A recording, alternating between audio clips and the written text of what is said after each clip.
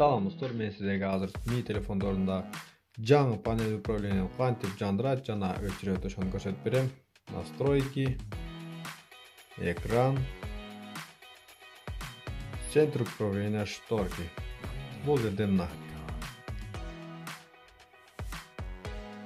использовать новый центр управления. Егер өчірсек, мұнда оған eski меню шығады.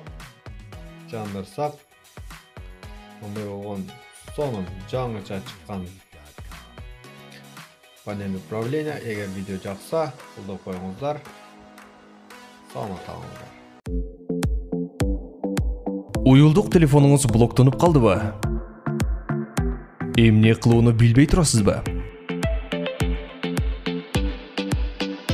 Уюлдук телефонду ачууда профессионал болууну каалайсызбы?